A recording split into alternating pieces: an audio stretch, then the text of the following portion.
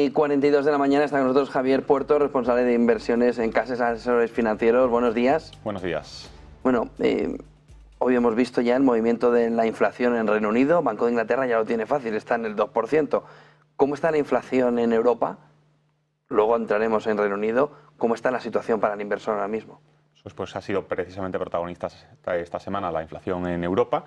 Vimos ayer tanto la inflación de la eurozona en agregado, que se va al 2,6%, sube 2 décimas, la inflación subyacente en el 2,9%, y aquí el problema que estamos viendo es la tendencia, ¿no?, que ha pasado de gotear ligeramente a la baja a gotear ligeramente al alza, porque al final esto no es una labor de cirugía, es muy complicado cuadrar, como sí que ha hecho, y ahora comentaremos, Reino Unido, la inflación en el 2%, que es el objetivo del Banco Central Europeo.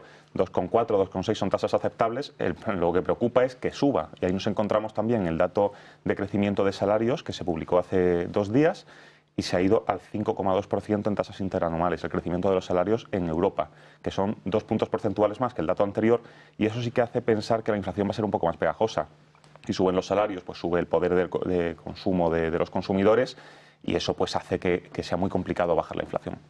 Aún así, me parece que el Banco Central Europeo tiene por lo menos la previsión, ¿no?, de un par de bajadas más, aunque data, ¿no? Data dependen. Eso es, y además también Fed depende, tendríamos que decir, porque sí que se ha podido desmarcar para la primera bajada en junio, este mes, pero es muy complicado ya que se vaya a desmarcar para la segunda. Es verdad que se estima que la Fed se va a ir a noviembre, en septiembre es un poco prematuro, y en esa línea van nuestras expectativas, que en septiembre también vaya a ser un poco prematuro para ver una bajada del Banco Central Europeo y que ya reste 1 o 2 bajadas de tipos más para el año.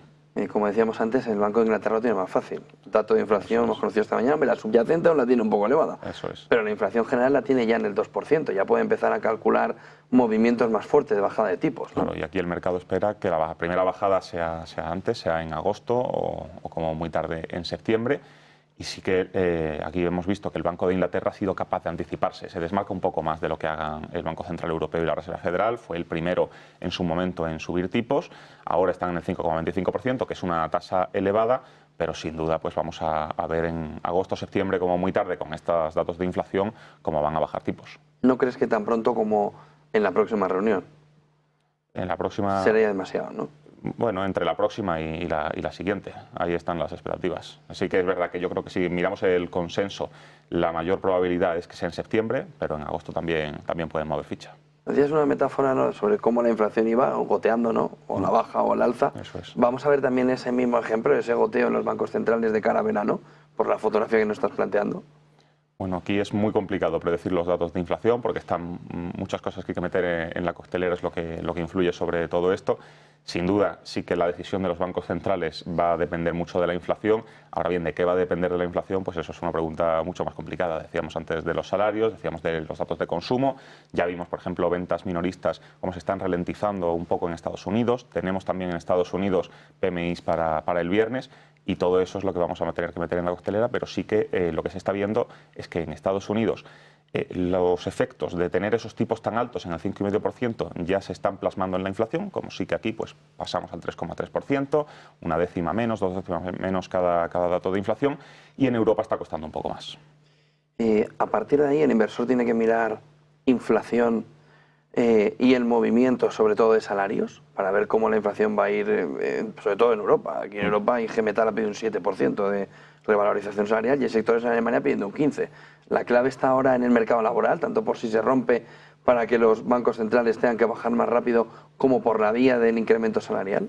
Eso es, aquí tenemos 2 objetivos que son los objetivos claros de los bancos centrales, que son controlar la inflación y luego favorecer que lleguemos al pleno empleo. El crecimiento de salarios pues al final impacta en un crecimiento del consumo que impacta en la inflación.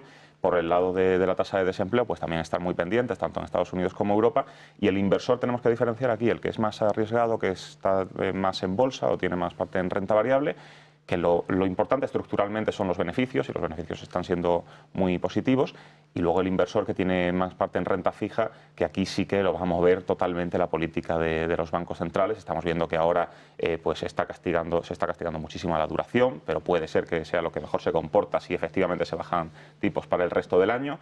y al final los bancos centrales van a ser lo que mueva la renta fija, a corto plazo muchísimo más, y inflación y empleo lo que mueva a los bancos centrales. O sea que vamos a tener que estar muy pendientes de todo. Con eso, solo una última pregunta. ¿Qué hace el inversor que estaba en monetarios o que estaba mirando mucho ese cash? ¿Hay que ampliar duración? ¿Hay que empezar a buscar renta variable en este entorno? Porque está perdiendo una parte de crecimiento brutal. Pues es muy buena pregunta, porque el inversor que está en monetarios, como inversor ultraconservador para su tesorería, si es una mercantil, por ejemplo, ese todavía tiene monetarios para rato, porque los tipos están altos y van a ir bajando muy de poco en poco. Ahora bien, el inversor que quiere coger algo más de riesgo y que no usa el monetario como alternativa a lo mejor a una letra de vencimiento o a un depósito, ese sería mejor idea que fuese cogiendo un poco más de duración, porque si no se va a perder todas las subidas de precio que vamos a ver cuando empiecen a bajar tipos. Pues muchísimas gracias por toda esa fotografía, Javier Puerto, responsable de inversiones en Caser, asesores financieros. Buen día y buen negocio. Igualmente, buena jornada. 9:48, clave sostenible del día, de la mano de J.